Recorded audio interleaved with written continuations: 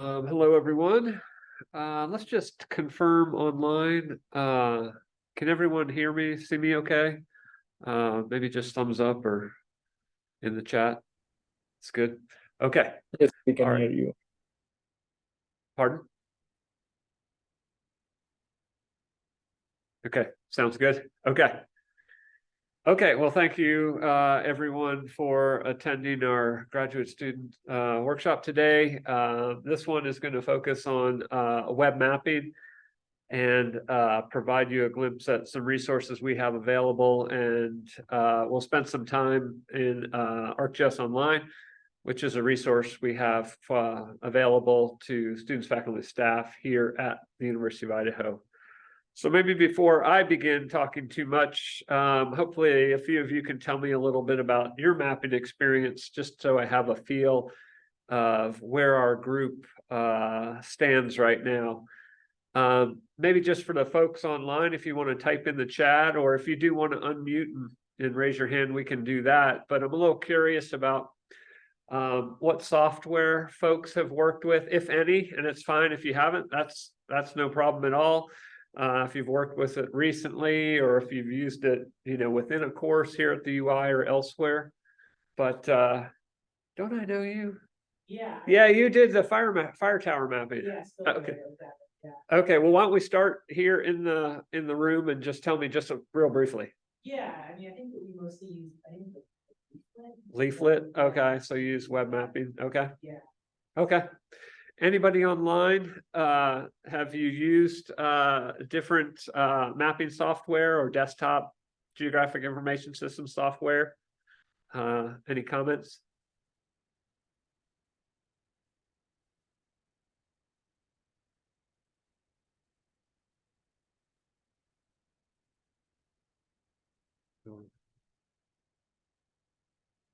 Let's see, none there, haven't worked with any. Okay. Okay. That sounds good then. This will hopefully give you an overview of what resources are available here from the University of Idaho, and if they'll be helpful for your coursework or outside of class. So go ahead and get back on here. On the University of Idaho website, we'll share these slides after, so you'll have access to all these hyperlinks to get to these locations. On the University of Idaho Library website, we have a GIS resources page that lists some of the software we'll talk about today, some of the services and teaching and learning opportunities we have, which services kind of falls under some of the consultation and support opportunities we have available, and the teaching learning, comes under kind of training and available opportunities there. And feel free to explore these after you get the slides and browse around, and certainly by all means, you'll be able to reach out to me with any questions specifically. So selecting software. So there's a lot out there. And if we talk on the open source side, there's desktop and there's web mapping software that's out there and available. And one of the most popular desktop GIS packages that's open source is QGIS. It's available for Windows and Mac and Linux, which is quite nice. So it will give you opportunities on any of those platforms. There's also going to be web-based options for mapping, popular ones like Carto or Mapbox or others. So there are a lot of different software that you can use on the open source side. And we have a couple links on there to some listings of those that might be available. So those are on the open source side. On the proprietary side, the University of Idaho does have a site license with ESRI, and we participate in their educational institution license program. So this software is used in a number of the geographic information systems courses that are taught at the UI. Folks are using it for research as well, and we have administrative license for some of the software that can be used.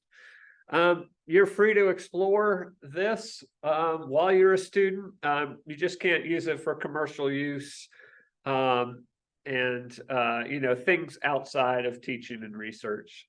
So that's the limitation, but we have access to a broad spectrum of the different software that they make available. And we're primarily going to focus on these Esri products today, just to give you a glimpse of what you have access to and what I encourage you to take advantage of. So the Esri platform is, you can think about in a few different pieces, but as we'll talk about today, really the piece at the center is called ArcGIS Online. And we'll go through a description of that next. But the apps that surround that, can be broken down into several different categories. There are mobile data collection apps that are available on the platform. And we'll go through and highlight those here. There's also web mapping tools that you can use both 2D and 3D, much like you've seen out there in Google Earth, Google Maps, that type of thing. There are apps for telling your story or conveying information. So if you're conducting research and you want to package up maps and that type of thing, there are apps for conveying information, which we'll go through. And then there's the analysis apps, heavyweight ones, lightweight ones, and we'll take a look at the options that are available there under this site license free to use for research and learning.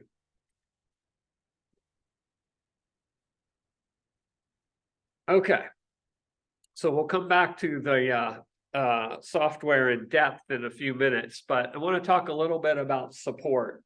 On the first floor of the library here, we did open what we call the Data Hub pretty recently, and we staffed that space. It's a space for curricular and research support in GIS and data science.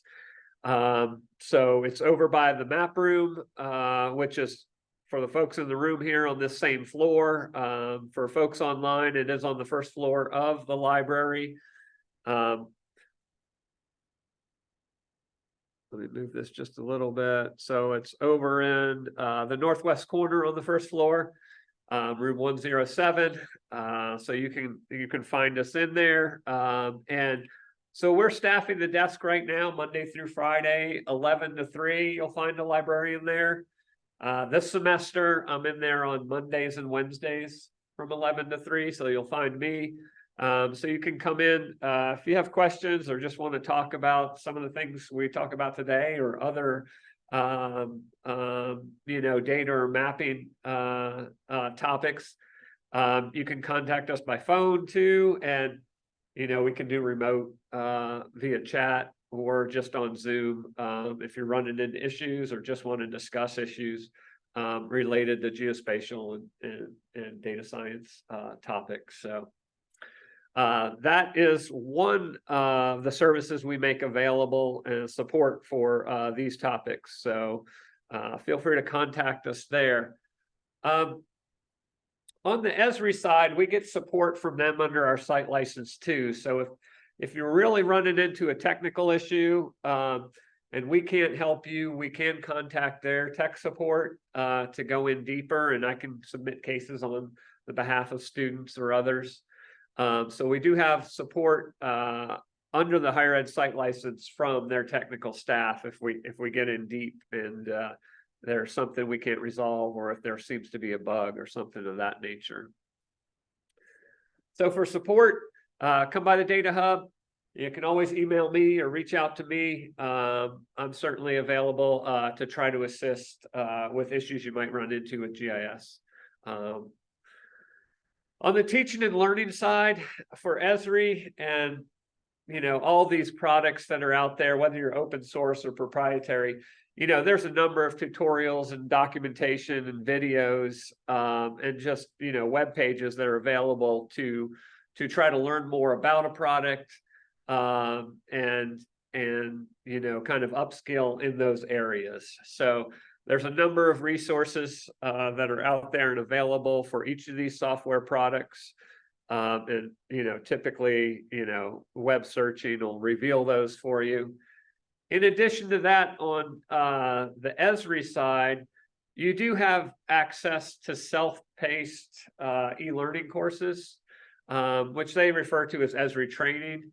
So these, we have access to almost to all of them outside of instructor-led training at some of their training sites.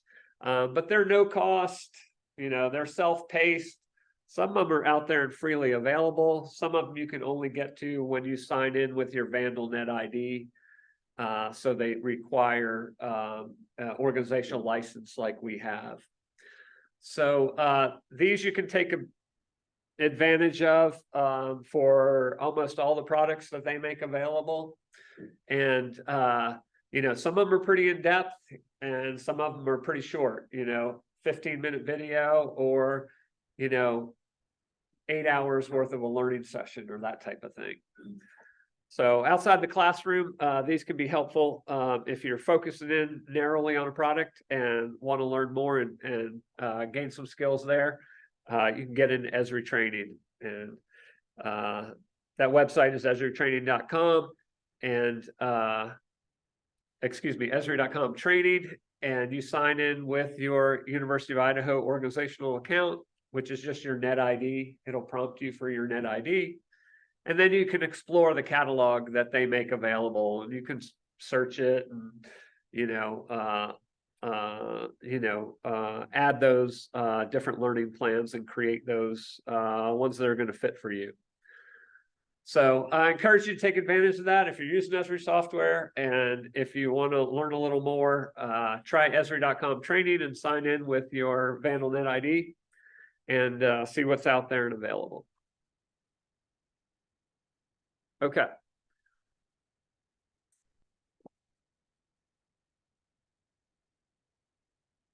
Okay, so that's support. Have questions, contact us in the Data Hub, contact me. If you're looking, depending on the type of learner you are, if you want to do self-paced training, that's certainly out there available on the Esri side. Or as you're probably aware for open source products. Let's go a little more in depth to the software that you have access to as a student, and for research, because even if you don't necessarily need this for a class, there's a lot that is available to learn out there. So on that diagram we previously had, we kind of saw the spokes of the wheel. We have the center and the four items around the outside. So at the center of Esri software is really ArcGIS Online. And this is this cloud-based platform that Esri hosts that allows us to create and manage and analyze and share data and maps and apps out there on the internet. And if you go to arcgis.com in a web browser, that's the public facing version. You can get a public account like a lot of other software out there. You can get the free version, right? And then we're afforded access to an organizational account since we have a license with them. And our portal is uidaho.maps.arcgis.com for teaching and research. This is a transition off the desktop to the web that's been taking place for quite some time. And the web-based, portion of this has, really taken off in recent years and has become quite popular. The desktop, software that, if you've been around a while, is pretty complex and really for a lot of heavyweight analysis.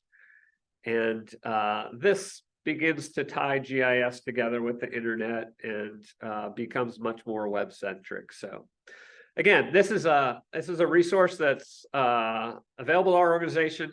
hosted by Esri. You know, your data end up out there, you know, they're stored somewhere on Amazon Web Services. You know, we don't back them up. It doesn't physically reside at the University of Idaho.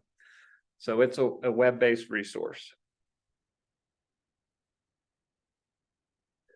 Okay, let's go through those different categories on the outside of that hub and kind of that spoke of the wheel diagram we had. Let's look at those 4 categories of software that you have available to you. The first one would be different apps they make available for mobile data collection. And there's certainly others out there from you know, different companies, and those are certainly available on the open source side or the for-cost products. I'm just going to cover the ones from Esri that we have that have a site license associated with them and don't have a cost for us for teaching or research. So ArcGIS field maps, that's actually a little picture there of my phone with some data points collected. That's their most popular map-centric app for mobile data collection, right? We go out in the field, we collect some data. We can collect data offline or online. You know, when we get back to a connection or are connected, it syncs up to ArcGIS Online, so the data are transferred up to ArcGIS Online. So Field Maps is really map-centric app. ArcGIS Survey 123 is really more of a form-based version of that for collecting survey data. So you can explore these and decide if one works better than the other for you. And then there's Quick Capture, which they use in a lot of disaster response, a lot of, you know, quick snapshot picture type things. So quickly, you know, collecting field observations. So those are the 3 most popular mobile data collection apps. You know, iPhone, Android, you know, design the interface, add layers, determine what you want to collect, offline, online. So there's a lot of options there for you know, maybe collecting research data in the field.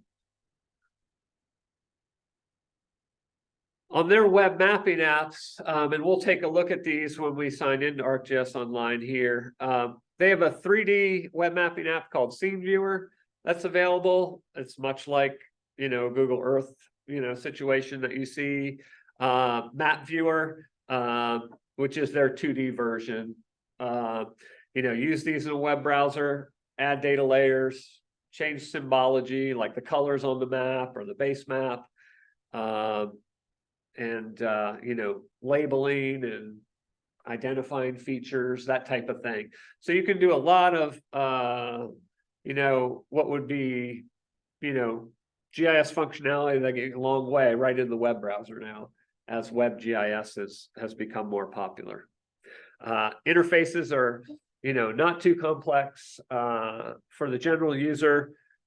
You don't need to get too in depth with like the desktop software. These apps are going to be pretty friendly, I think, for most applications. So apps for analysis, if you're going to get into in-depth analysis, you do have the, and it's not to say you don't have the ability to do analysis in the web browser in ArcGIS Online.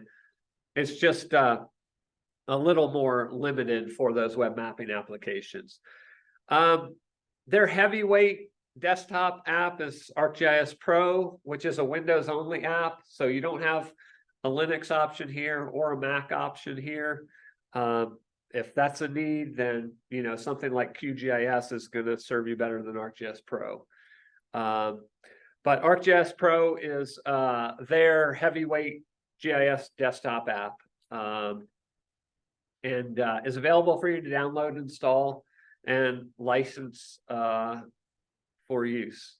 City Engine is out there and available. That's desktop 3D city design software. That one does have a Linux option with it. Drone to Map is another one that's become available. That's a Windows-based one. So if you're collecting drone data, you can use an Esri product to work with those data. There's certainly a lot of other drone software out there too. ArcGIS Maps for Office. So if you're used to using Excel and you have a lot of data in Excel and you want another add-in, They have an add-in there for Excel. And if you want to do mapping within Excel with data stored in ArcGIS Online, you can do that. And ArcGIS Maps for Office will enable that functionality within Excel for you, if that's of interest. They have an application called Insights, which is really a lot of analytics, kind of like if you're familiar with Tableau or some piece of software like that, you can get into some pretty in-depth analytics. That is a web-based product. They do notebooks, ArcGIS notebooks, which is, if you've used Jupyter Notebook, you might recognize that term. So if you like to do, scripting in Python and that type of thing, that's available in their notebooks on ArcGIS Online. And you want to replicate steps and that type of thing, you can do that in notebooks in ArcGIS Online. Additionally, business analyst is kind of targeted at market analysis and site selection. Community analyst is another product they have, which is more, driven out of policy decision making. GeoPlanner and ArcGIS Urban for city planning. These are all ones that either run in a web browser or are add-ons like business analyst can be added on within ArcGIS Pro. So there are a number of options out here. When you have these slides, if you visit all these hyperlinks for the resources pages, you can explore them more in depth. So they have a number of apps out there for analysis. So we've covered the ones for mobile data mapping, or excuse me, for mobile data, and then apps for analysis. And then they have also apps that are more targeted at kind of telling your story or conveying information, if you will. One of the most popular ones they have out there, that's the public version, and the organizational versions, is called Story Maps. And it's really a digital storytelling application. So you build essentially a web page using text and maps and pictures and video and audio to tell a story. You can use any or all of these. I mean, it's, born out of a company that's focused on mapping, but you don't necessarily have a map. You don't have to have a map in your story map. It could just be pictures and text, for example. But typically maps are a big part of the storytelling there. So Story Maps is very popular. It's one of their most popular apps. They have another one called Dashboards, which you can, bring in real-time data and, create meters and charts and, that kind of thing, which is available there. They have a product called Hub, which is good for bigger community engagement initiatives. If you want to do some kind of crowdsourcing type stuff, that might be one you could take a look at. They have instant apps, which are these templates that you can just quickly create a little web mapping application that will contain a web map that you've made. You pick and choose, and there's different, colors, and it's all kind of visual programming, if you will, drag and drop. And the same thing with Experience Builder. If you want to customize it more, you would use that product, and you can use templates there that they have, or build it from the ground up just on a blank slate. So these are no coding required, but you can create some custom web applications that contain web scenes or web maps or different pieces of information, show tables of data, allow people to turn on and off the visualization of layers, or if they're visible or not, and that type of thing. So if you have some data and you create a web map using those data, and then you might want to create a web app that contains the web map that then contains the data. So those for kind of telling your story or let people explore data that you make available are out there and available.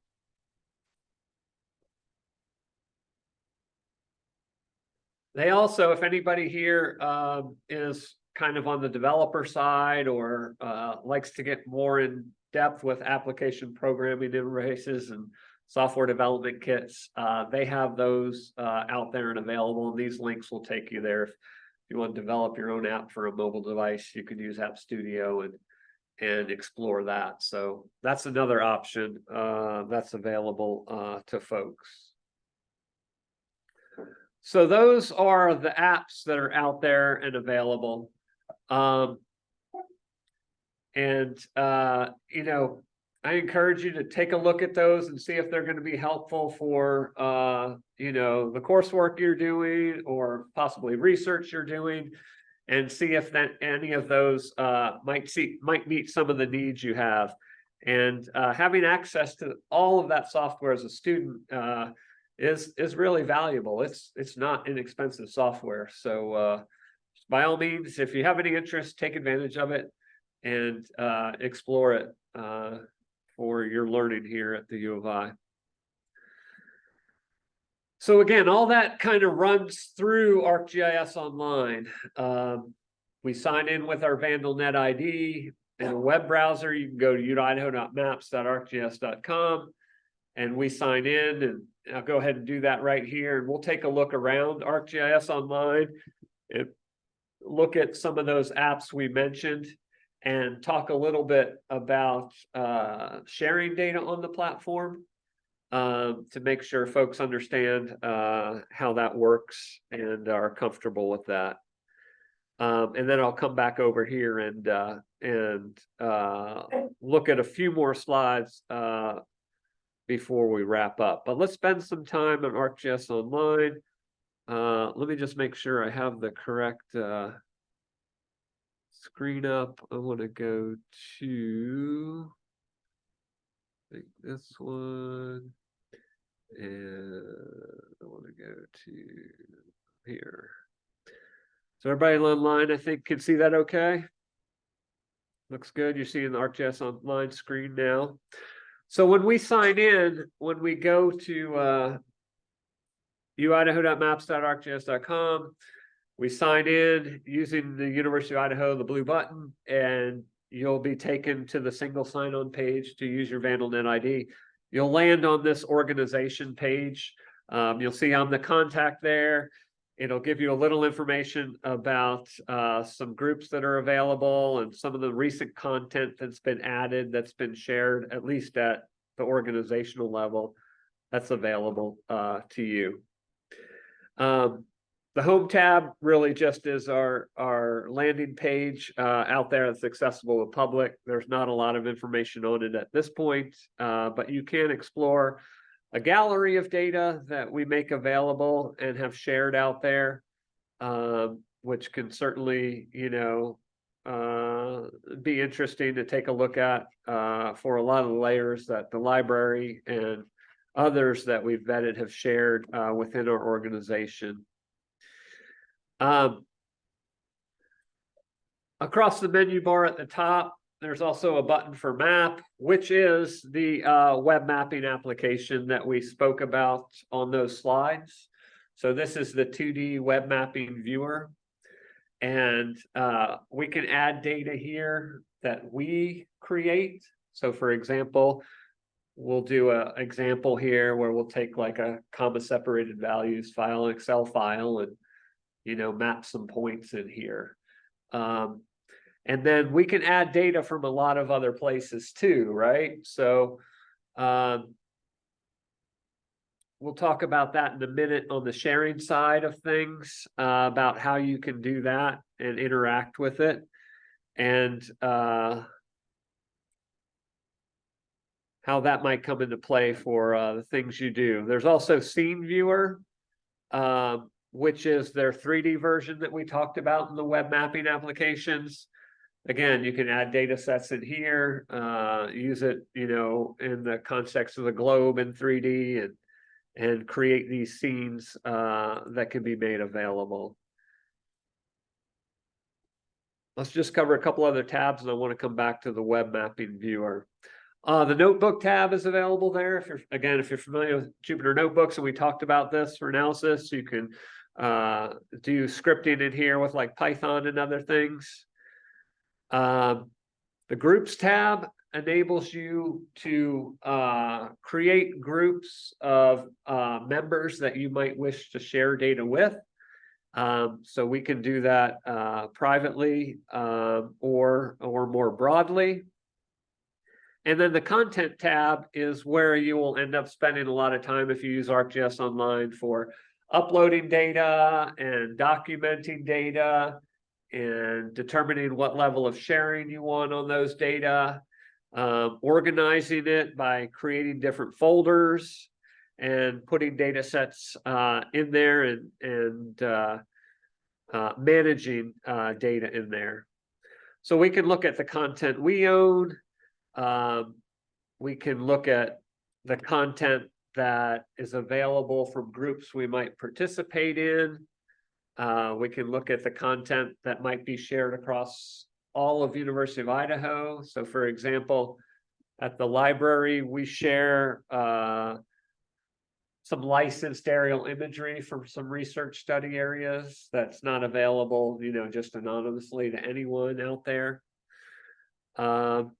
We can also get data from another resource called the Living Atlas, which is available from Esri, and they make available a number of data layers that they've created with partners that they have, maybe federal partners, international and national partners, and they've done vetting of a lot of those data. So you can search for data in that way too. So that is another option for discovery, and we'll take a look at that in the web map viewer. So before I go into the web map viewer, let me show one other item here, because I want to cover the sharing here. So hang on just a second. Let me share this screen.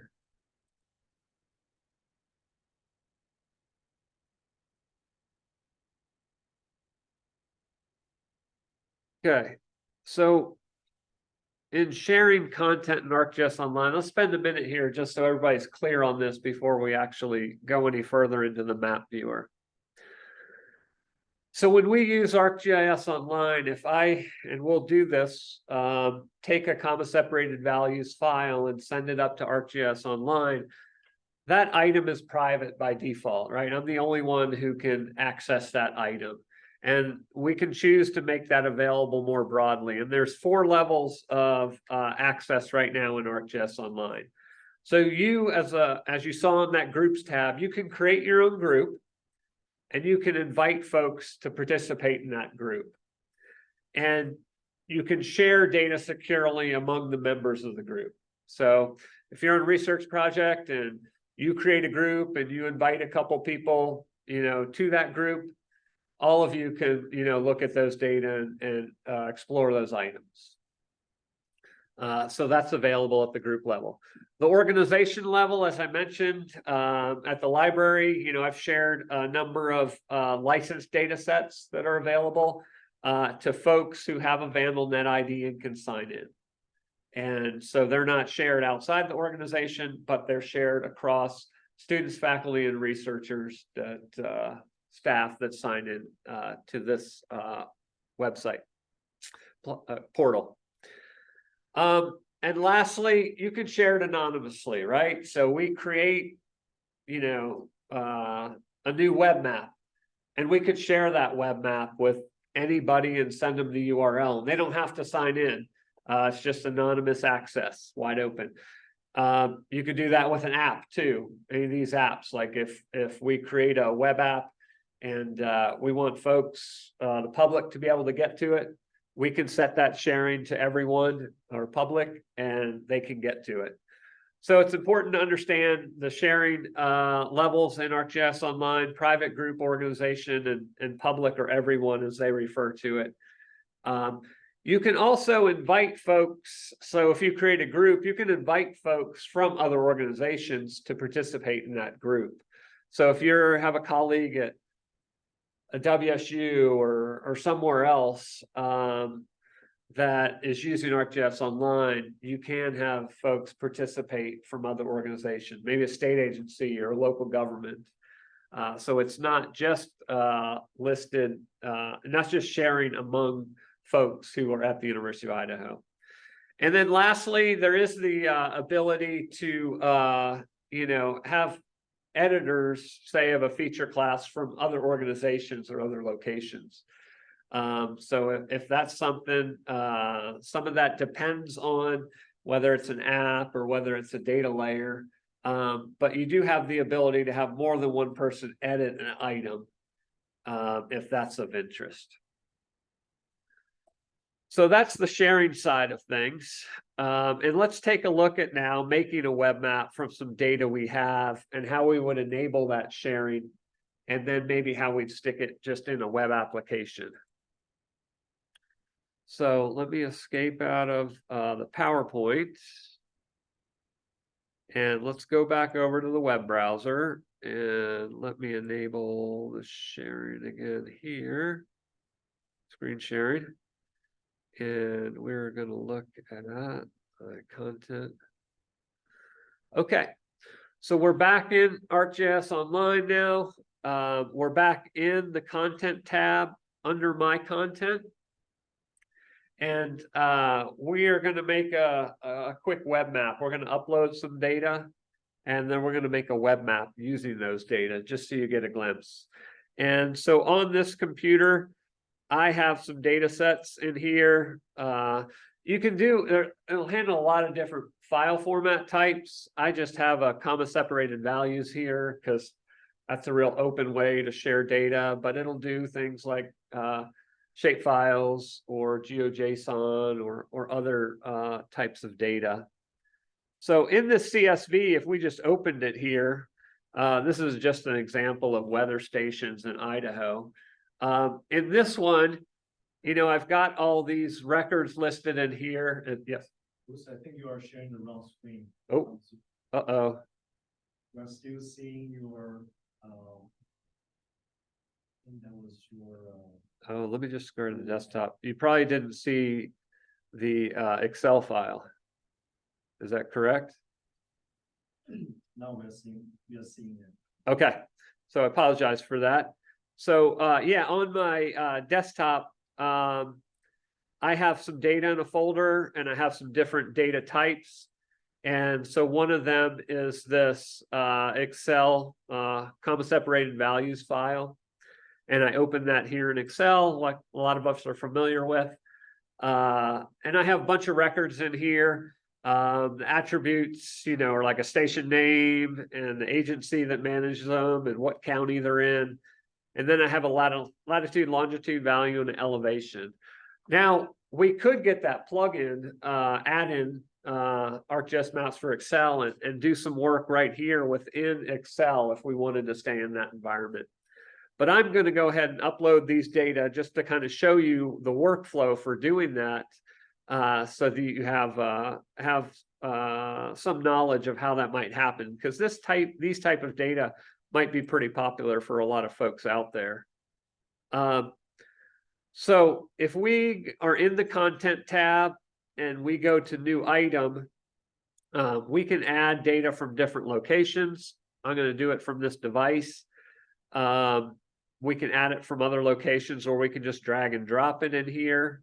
And what I'm going to do is drag and drop weather stations in here. And it asks me if I just want to upload that as a CSV, I could do that and just store it as a CSV. But really what I want to do is make that a layer that I can add in a map.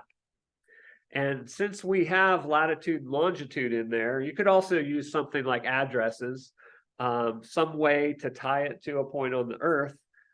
Let's make a hosted feature layer there, which is the terminology they use for a layer that we can put on top of a base map. So you can select to add all fields or different data types, and I'm just going to take the defaults here, but you have some options if you don't want to bring everything up for how you set up those data. Since my field names are named latitude and longitude, it recognizes the location information that I'm going to use to place these points on a map. So it's valuable to use lat and long in there if those are it's valuable to use those as field names because it'll recognize it automatically. If not, you have to choose it manually. It'll also look and see if you have like addresses, and it'll work with you in that direction to use addresses to do it. So I'm going to tell it use latitude for latitude, longitude for longitude, and then you're able to give it a title. You're able to place it in a folder. We can make a folder for the workshop and place it in there. We can always move it around after too. I'm just going to call it workshop. We could add tags in here. So just keywords for discovery. If you get a lot of data sets, you want to search for it. If you're going to share it more broadly, you'd certainly want to put tags in there so folks could discover it. Add a summary about what these data actually are. And you can do additional metadata once you upload this as well. You can add description or terms of use, that type of thing, depending on how broadly you share it. So we take this CSV, we say save. So it's going to look at those data and it's going to upload that CSV file, and it's going to create those points as a spatially aware layer based on latitude and longitude. So it takes us to this page that is our data type now is a feature service or a hosted layer that we have here. There's a lot of different things we could do at this point. You could add more documentation in here if we're going to share it broadly. We'd certainly want to have a better description, a friendly title, a summary that really captures what this is about if someone's going to explore it. I'm the owner of this item. I've shared it with no one right now. This little individual is just a single person. We can put credits along with this if somebody's going to use this, who they credit, that type of thing. But let's just open it in the map viewer. You can see the picture here. It's mapped those locations in Idaho for those weather stations. We could open it in the scene viewer. We could open this in the powerful desktop application. We could do that if we wanted to. And let's just go ahead and open it in map viewer for the purposes of this presentation to see what that looks like. So we took a CSV that we had that had latitude, longitudes into it. We add it to this web map and we get those points placed on the map. And from here, we have this single layer. We can do a lot of traditional map application functionality. We can change the visibility. We could change the style of this layer, like the color of those points, or the shape of those points, or the size of those points, or when they're visible, if you only want them visible when you zoomed in, for example, to a certain layer, to a certain scale, you could do that. You can change like a pop-up. You can let somebody click on it or not click on it. You could make this presentation of the pop-up, look more friendly. So there's a lot you can do once you get the data sets in here and you have the data layer in ArcGIS Online. So we could change the base map that's available here. If we didn't like that one, there's a bunch of ones available in ArcGIS Online, one that might fit, your taste better, your colors and styles, that can be changed.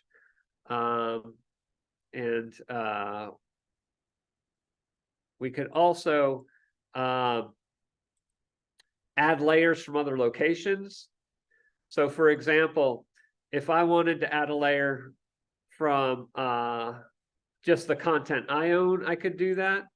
I could look at data that are available just in groups that I have, or I could look at data that's shared at the organization level.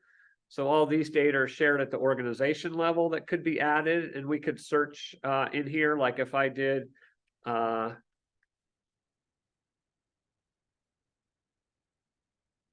oops, if I could type aerial imagery. So there's a bunch of data layers that are shared there, that are just aerial imagery layers. We could filter those out and just hit add and bring it in here. Let's just do one here, 2021. We add this one in. It floods into the map there. We could also do this for the Living Atlas, which again are vetted data sets that we could get out there from Esri, which there's a lot, national data sets and others. We could also search all of ArcGIS online. So anything that anybody's made available publicly, we could go out there and search for it. You certainly want to look at the documentation to know what you're getting, and explore, the description and terms of use and that type of thing. We see here our points went away. So in a lot of mapping applications, you can change the ordering of the layers. The one that's on top will draw on top. So we add it here. And again, we can start to customize this map. Now what we would do, we would save this map, and we would save it as a new map. And I'd give it some title like my map of Idaho weather stations, and I'm just going to save it in that same location. And for this workshop, I'm not going to add any tags or summary yet. So we save the map, and if we go back and look in our content, we'll see several new items from today. So the new items are that actual CSV was uploaded, right? Just the Microsoft Excel concept and values file was uploaded. From that file, we created this feature layer. These are the data, right? This is the layer in the map. And then next, we have the map that we've actually created.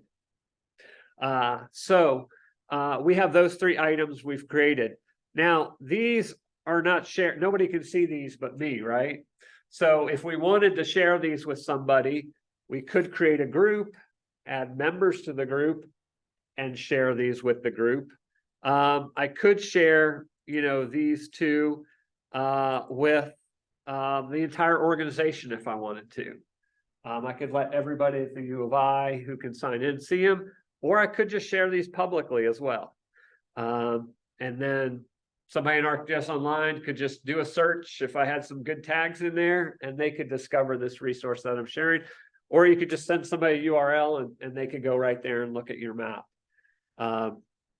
So you have those options available on the sharing level, and we could do that here. Lastly, I've got you for a few more minutes. I wanted to just show how you would make an app now real quick from the map.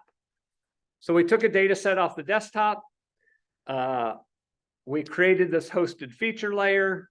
We created this web map. And now we could create an app that contains that map. And one thing to note, I just want to point out on that hosted feature layer right now, that's shared through ArcGIS Online, right? So we can go access that from our phone through like field maps. So we have it out there. And if we wanted to, did some more customization, we could update that layer from our phone, collecting more points or, appending on that layer. So once these data are in ArcGIS Online, we can get to it from those other apps we talked about for conveying information or mobile data. So if you wanted to have this map that we created inside a story map, now we can do that. The data are no longer on our desktop. The data are interactive across the internet. We get to it from our phone, or we get to it from a story map, and we share it with people out there as we see fit. So be thinking in terms of that sharing and that accessibility from different devices and different locations for all these data and apps that you would create. So let's do one more thing in the last few minutes. So we have this map. We have a data layer in that map. We actually have two data layers in that map because we added the imagery. We could create an app that contains that. And here we could do those instant apps where we just choose a template real quick. They lay out some buttons and you choose a color and we can do that. We could use Experience Builder, which is more advanced. We drag and drop and really have more ability to customize the interface. We might just drop this right in a story map, like we just mentioned. We could go ahead and create a story map or a dashboard. So there's all these different opportunities we have now to create some app that contains this map. I'm just going to do instant apps because it's pretty quick and easy just to choose one of these. And there's a bunch of different templates that are available out here. I'll just go ahead and choose the basic one. And I'm going to call it basic weather stations Idaho app. And I'm just going to create it in that root folder. And the way we're going about this, we're going to go add that map to this location here. So this is really basic, layout and that type of thing. And we can go navigate the map section on the side panel. So down here, we get started, and I haven't used this one in a while. Let me see the map section side panel. I'm probably going to get stumped here real quick where we go add that. So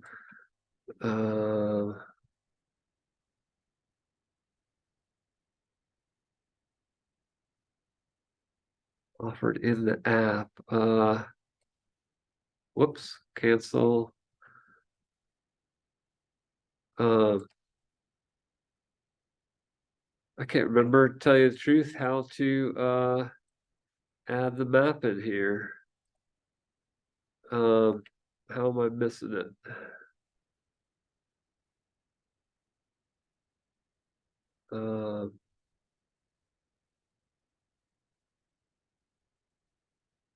Map section in the side panel, because I don't see it right here.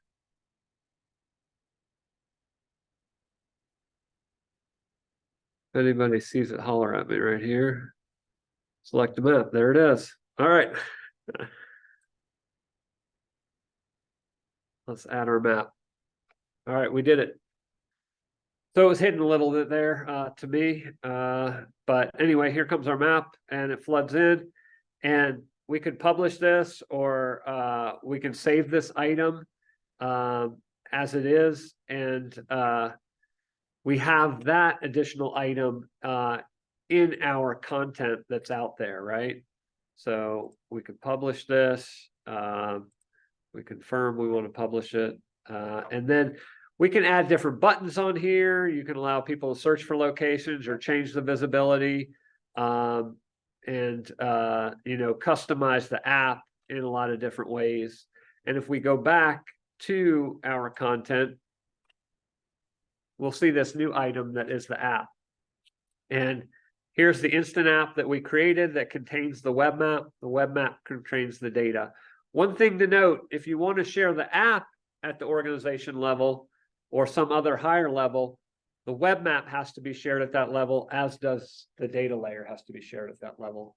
So some of the apps are intelligent enough that if you just try to share the app, it'll alert you that you haven't shared the other layers correctly. But some of them you just have to be knowledgeable on, if it doesn't work, that all the items that are contained in the app have to be shared at the same level. And we can manage these by creating other folders, like if we created workshop folder, and we could drop our data over there and put them inside that folder. And we can organize it that way. We could start putting in more documentation through the metadata and really populating that, which would be necessary if you're going to share it, certainly. We can get information on how often it's being used. We have settings that we can enable on these data sets, prevent it from accidentally being deleted, or if we want to be able to use it for public data collection or editing online, or so if you get into this, there's a lot of options on what you can do with the data and how you manage it, what you can do with the maps and what you can do with the apps out there. So I'm going to close right there and mention our last item about events. We have library workshops through the Data Hub that go on, throughout the academic year. If you look at or subscribe to the library's workshop feed, you'll see those. So I do them periodically on GIS, but they're all on data and other topics too. We also have GIS Day coming up Wednesday, November 15th, which is over at the iSub. So if you're interested, stop by. We're talking about artificial intelligence and geography. So there's a call for proposals that's open right now. And we have students and faculty that present, and we have some others from other institutions that do some invited talks. So it's just kind of, if you're interested in learning more about GIS and how people are using it here at the U of I, that's a good event to attend. So I'll go ahead and close there unless anybody has any questions in the last 5 minutes. Does anybody online have a question, or anybody in the room about what I've covered?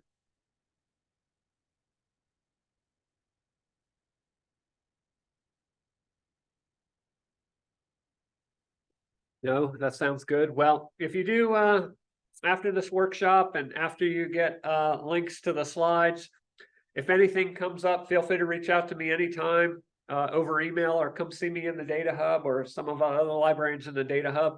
And we'll do our best to help you out with this software, other software, and working with data. So we're here and available. So yeah, thank you for attending, and I look forward to hearing from you. Thank you, everyone online.